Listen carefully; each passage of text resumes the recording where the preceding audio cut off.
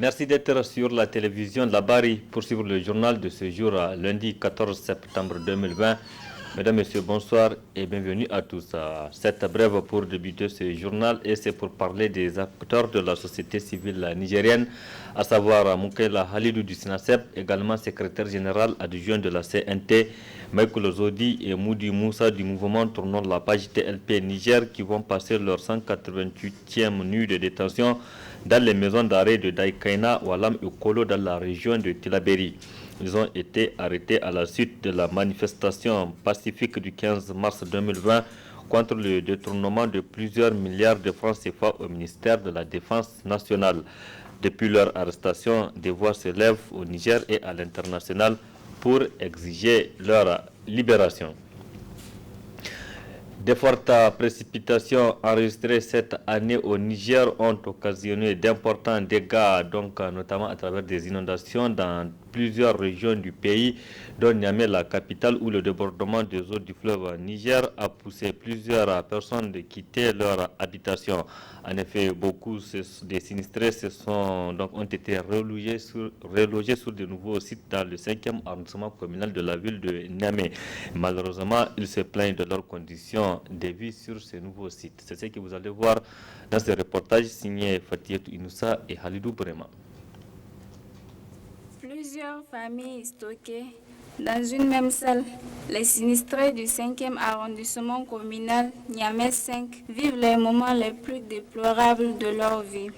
Obligés de quitter leur habitation suite à la montée des eaux pour se réfugier dans les établissements scolaires, ils font du coup face à plusieurs difficultés.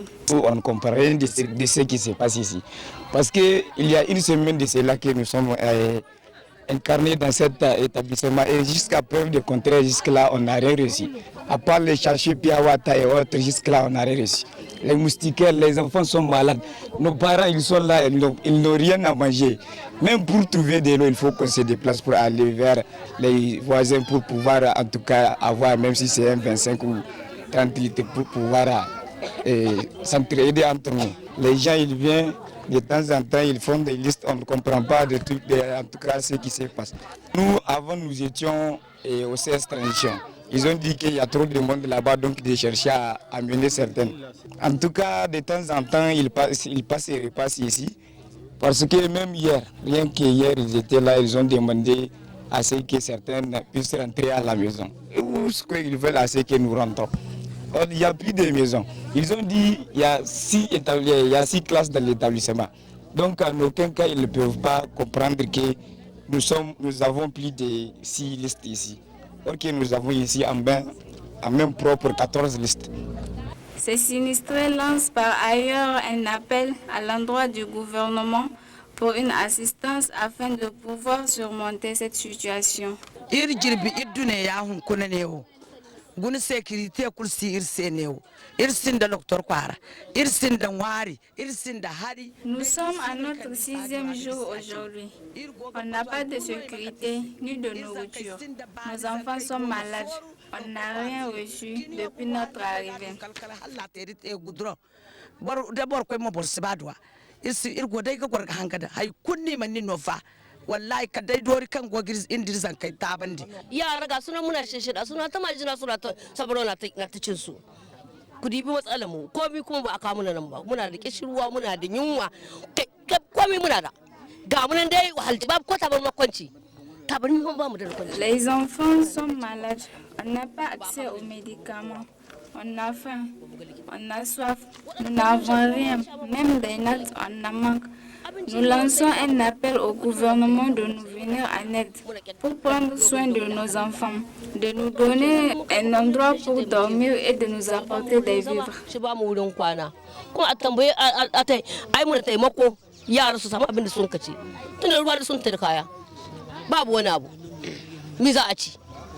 La population de la rive droite de la capitale est au plus mal. Manque de centres de santé, de nourriture et de logements décents.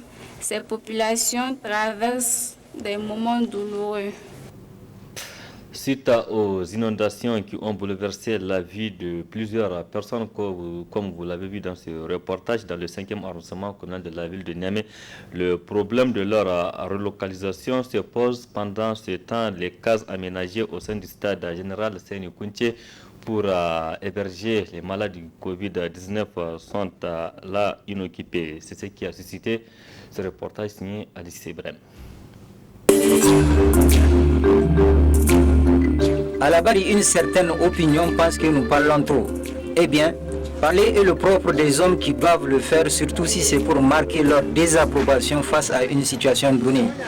C'est vérifiable avec le débordement du fleuve Niger qui a provoqué des inondations, particulièrement dans le 5e arrondissement. Beaucoup de personnes ont dû quitter sans le vouloir leur concession pour se retrouver recasées dans des classes d'école, pendant que d'autres sont hébergés dans des conditions difficiles par des proches parents. Pourtant, une situation étonnante est là. Au stade général Seyni Kounché, les cases climatisées qui ont été érigées pour accueillir les malades du coronavirus semblent dire mais, à défaut des malades de la Covid-19, pourquoi ne nous amène-t-on pas les victimes des inondations pour qu'on puisse soulager leur détresse? Alors on se demande quelle lenteur ou manque d'initiative abrite les autorités de la ville au point d'oublier que les installations au stade général Seyni Kounché peuvent temporairement accueillir les sinistrés. En tout état de cause, nous rappelons à tous les responsables chargés de la gestion des catastrophes que les cases climatisées du stade général Seyni Kounché qui ont du mal à recevoir des malades de la Covid-19 peuvent être mises à profit pour réduire la détresse de plusieurs familles qui ne cherchent qu'un toit pour tout juste dormir.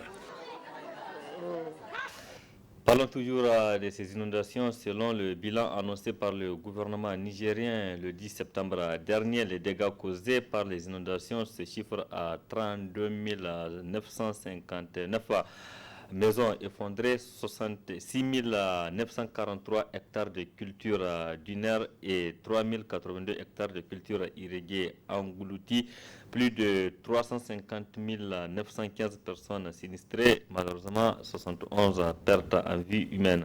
Ce bilan concerne 714 villages répartis dans 16 communes de 48 départements dans les 8 régions. Autre aspect de cette édition, et c'est là une aussi de l'actualité au Niger. Le fichier électoral biométrique du Niger est fiable, ont déclaré les experts de la CEDEAO et de l'OIF qui l'ont audité. Un fichier que l'opposition politique nigérienne ne reconnaît pas, et même dans les autres formations politiques, les appréciations diverses. C'est l'exemple du parti PJD Hakika de Maman Hamissou qui les désapprouve, ce qui n'est pas le cas au parti SDR Saboua. Précision dans ce reportage signé Alice Ibrahim et Aboubakar Souley. Bientôt, la vie politique de notre pays sera en effervescence. Avec la convocation du collège électoral par la CENI, les partis politiques vont se mettre en ordre de bataille en vue d'affronter les futures joutes électorales qui débuteront par les élections locales. Cependant, une inquiétude subsiste relativement à l'attitude de l'ensemble des partis de l'opposition qui ne reconnaissent pas les résultats de l'audit du fichier biométrique effectué en présence des experts de l'Organisation internationale de la francophonie et de la CEDEAO. Pour sa part, Mohamed Khanamissou, président du parti PJD Hakika, donne son appréciation de l'audit qui a été mené. Comment un expert va interroger un expert? Un expert, il interroge la machine. Et c'est ce qu'il y a dans la machine qu'il va interroger. Pas interroger, comme l'a dit quelqu'un, un individu. Donc, vous savez, il y a plusieurs couacs dans cette affaire. On a l'impression que c'est le forcing qu'on veut faire. Les gens pensent que ce qui s'est passé en 2016, ça va se répéter. Les gens se trompent. Les élections de 2021 n'accepteront aucun vol. Ils n'accepteront aucune tricherie. Il s'agit d'élection d'un nouveau président de la République. Ça doit se faire dans la transparence totale. Mais très malheureusement, le président de la CENI a créé les conditions d'une élection qui sera totalement bâclé. Et je pense qu'aujourd'hui, le président qui a mis les moyens à la disposition de la CENI est en train d'être trahi par la CENI. Parce qu'aujourd'hui, celui qui est comptable devant le peuple, c'est le président de la République. Lui, il a fait son devoir en tant que président de la République, en donnant les moyens à la CENI. Mais la CENI, je l'ai dit il y a longtemps, dès qu'ils ont commencé pour dire qu'ils vont faire le fichier biométrique, j'ai dit c'est faux. Quant à Kane Kadour Habibou, président du parti SDR Savoie, son analyse de l'audit du fichier biométrique est la suivante. Au niveau de notre formation politique, c'est la classe politique de manière générale, d'accord, qui fait défaut. Voilà. Nous ne sommes ni avec la majorité, ni avec l'opposition, parce que nous estimons que cette classe politique n'est pas en train de jouer son rôle pour le développement de notre pays, n'est pas en train de créer les conditions favorables pour que l'exercice de l'activité politique, suivant le jeu démocratique, se passe sans encombre. Et donc, au niveau de notre formation politique SDR Savoie, nous dénonçons, d'accord, toute forme de contestation, d'accord, du processus électoral. Parce que jusque-là, je pense que tous ceux qui ont eu accès à ce fichier biométrique-là, en espace de 2 jours, ils ont travaillé 2 à 3 jours. Et je pense que ces organisations-là ne vont pas vraiment se vendre de cette façon, valider un fichier électoral biométrique, d'accord, qui ne remplit pas ces conditions. Et il faudrait admettre qu'aujourd'hui, comme je l'ai souligné dès au début, avec l'informatisation, avec la numérisation, d'accord, la digitalisation de toutes tâches, pour faire des vérifications, d'accord, devant servir vraiment d'un audit, il est très facile de le faire. Il suffit simplement de prendre des électeurs qui ont été enregistrés sur ce fichier biométrique et faire les vérifications, d'accord, pour voir si réellement on peut trouver des doublons, si réellement on peut trouver des gens qui se sont enregistrés plus d'une fois. L'un dans l'autre, l'audit du fichier sur la base duquel seront organisées les prochaines élections est diversement apprécié.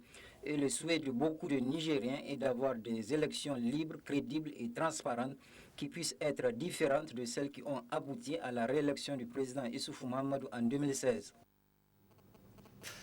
L'insécurité devient de plus en plus grandissante dans la ville de Niamey, notamment avec des vols aux arrachés qui se font presque tous les jours par des individus sur des motos généralement. Rien que ce lundi, des images et des vidéos qui circulent sur les réseaux sociaux montrent une femme agressée par un jeune armé d'un couteau. Recrudescence d'insécurité dans la ville de Niamey, c'est dans ce dossier signé Ismaël Moumouni et Ibrahim Abdou. Recrudescence de l'insécurité à Niamey. Malgré le démantèlement des réseaux de malfrats et l'électrification de certains axes, le problème persiste. Car c'est difficile qu'une semaine s'écoule sans qu'on puisse arrêter des cas d'agression ou qu'on découvre des cadavres et parfois couverts de sang. Ce qui crée du coup une psychose chez la population. Récemment, il y a quelqu'un qui me disait qu'en allant vers chez lui, donc il était sur sa moto, du coup, voilà, j'étais avec coupe-coupe. Par chance, c'est passé devant lui. Vous voyez? Maintenant, ça veut dire qu'il ne suffit pas de voir l'agresseur. Il peut venir de partout. Je ne me sens pas être en sécurité. Mais ce que je demande, que l'autorité aide tout le monde en cherchant vraiment des solutions afin que tout cela puisse être achevé. Franchement, me sentir en sécurité, je dirais non. Ok? Je dirais non, parce que tout cela, si ça se passe, c'est qu'il y a, on sent vraiment une absence des forces de l'ordre un peu partout dans les quartiers, d'accord, dans les zones urbaines. Et pourtant, les contribuables mettent la main à la poche pour que l'État assure la sécurité, mais en vain. Cette situation désastreuse inquiète à plus d'un titre la société civile qui se demande alors où sont passés tous les moyens alloués à ce secteur. Tout le monde a constaté que l'insécurité va crescendo dans la ville de Niamey. Et apparemment, ça ne dit rien au pouvoir public parce que quand même, le pouvoir a les moyens d'organiser quand même des patrouilles pour vraiment dissuader ces criminels à laisser les populations tranquilles. Nous sommes déjà pauvres, les gens gèrent la pauvreté déjà. Encore on les empêche de dormir. Mais il faut quand même, et surtout c'est un fonds quand même qui rentre dans l'insécurité. On a égorgé par là, on a égorgé par ci, mais qu'est-ce que cela veut dire? Le rebondissement de la criminalité dans la capitale est la résultante d'un certain nombre de facteurs. La recrudescence de l'insécurité qui est actuellement observable au niveau de la ville de Niamey se justifie à travers l'urbanisation croissante que la ville de Niamey connaît actuellement. Pourquoi cette urbanisation? L'urbanisation renvoie à une certaine forme de volume d'habitants, mais en même temps de la densité des habitants. Et lorsque volume et densité sont présents, il va sans dire qu'on va assister au niveau des différents acteurs sociaux, notamment les individus qui vivent dans la ville de Niamey, à produire des stratégies chacun en ce qui le concerne pour survivre. Toutes les religions du monde condamnent fermement la criminalité. Le musulman en entier est interdit à l'endroit ou à l'égard de son prochain, son sang, de son âme, son bien et son honneur. Et de nos jours, ce qu'on constate, certes, ce sont des crimes organisés qui sont en train d'être faits ici à Niamey. Les attaques sont châtiées en islam par ce qu'on appelle dans la charia islamique le fait que la personne se présente devant un cadi et que ce cadi fasse en sorte qu'il efface les investigations et afin de pouvoir voir quel châtiment lui est réservé.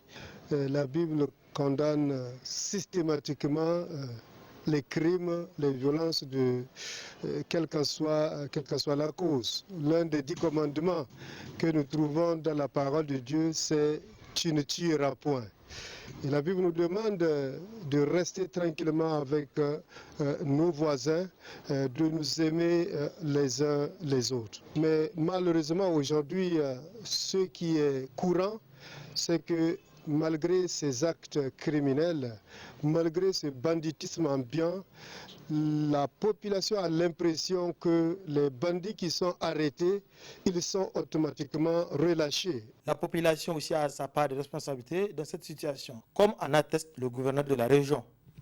La population de Niamey ne collabore pas effectivement à la recherche et à la neutralisation de ces malfrats qui sont là parmi nous, que les gens voient, que les gens connaissent.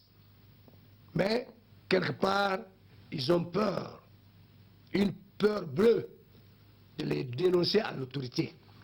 La personne humaine est sacrée. De ce fait, l'État a le devoir de la respecter et de la protéger, comme le stipule l'article 11 de la Constitution. L'État a aussi le devoir absolu de protéger tous ceux qui collaborent dans le démantèlement des groupes de malfrats, afin de lui éviter toute représailles.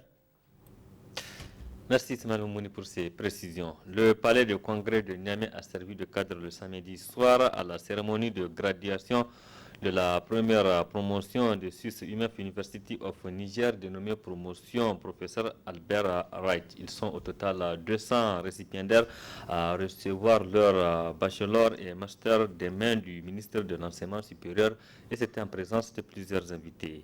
Le temps fort avec Adam Soumana et Sadou Doumi. Après avoir fait ses preuves pendant plus d'un quart de siècle dans la formation professionnelle universitaire sur le territoire helvétique, l'excellent Suisse s'est transporté en terre africaine du Niger par le biais de Swiss UMF University of Niger en 2017. Ainsi, après 3 années académiques bien remplies, cette prestigieuse école, qui se veut la première université privée européenne au Niger, offre au Niger des jeunes diplômés en bachelor et master dans les domaines du management, de la finance, du droit et des relations internationales, d'où la présente cérémonie solennelle. Occasion pour le premier responsable de cette institution universitaire de louer le travail abattu par les uns et les autres, ayant abouti au sacre de près de 200 étudiants qui constituent la première promotion de Swiss UMF University of Niger. Aujourd'hui, nos diplômés clôturent un chapitre important de leur vie et en même temps ouvrent un chapitre nouveau, plein d'incertitudes certes, mais aussi d'un grand potentiel. Ces diplômes récompensent vos efforts et constitue un titre académique qui atteste de l'excellente formation que vous avez reçue à Swiss UMF University of Niger. Aux parents et amis, Je tiens à vous exprimer notre gratitude pour le soutien que vous avez apporté aux lauréats et pour la confiance que vous avez témoignée à SUS-UMEF University of Niger. SUS-UMEF est résolument engagé à tirer l'enseignement supérieur vers le haut en imposant l'agenda de la qualité.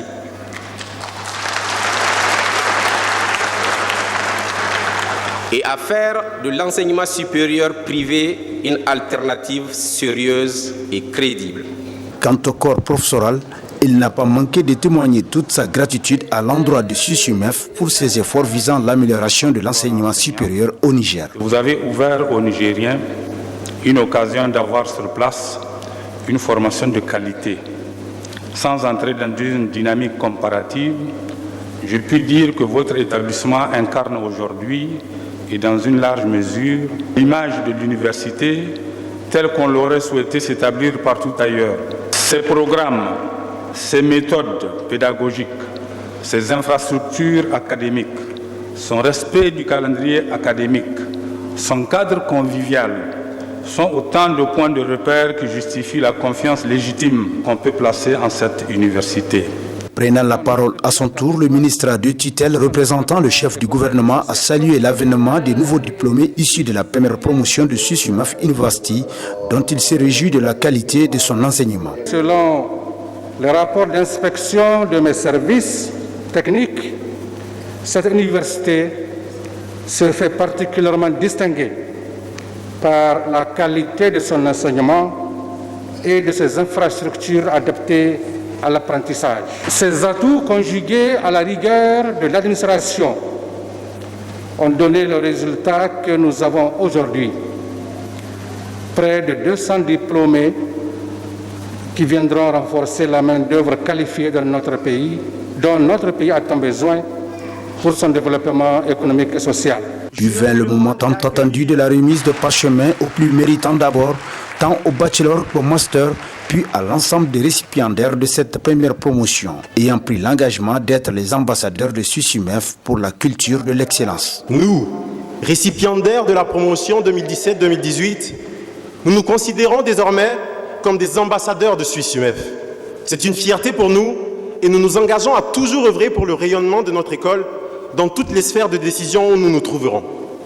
Nous nous engageons également à être des modèles pour les promotions à venir et à véhiculer la culture de l'excellence. Oui, nous avons été bien formés pour le futur, pour toujours. Nous ressortons bien plus que diplômés. En effet, nous ressortons grandis sur tous les plans, car désormais, nous sommes outillés face aux différents défis qui nous attendent. Ce fut une expérience mémorable. SUS-UMEF, we think differently. Grande fut surtout la joie des parents, amis et connaissances des diplômés SUS-UMEF University of Niger, promotion Albert Wright, de voir le couronnement de tant de sacrifices et de dur labeur. Les récipiendaires et l'ensemble du personnel d'encadrement, eux, ont fini la soirée en beauté à l'hôtel Pravia par un dîner de gala. Une façon de prouver qu'à SUS-UMEF University, nous pensons différemment. Bonne chance donc et de courage aux récipiendaires. Volet reportage de cette édition porte sur l'artisanat, notamment la bijouterie à base d'argent, un métal dont les bijoux sont très appréciés, mais qui de nos jours peinent à trouver des acquéreurs.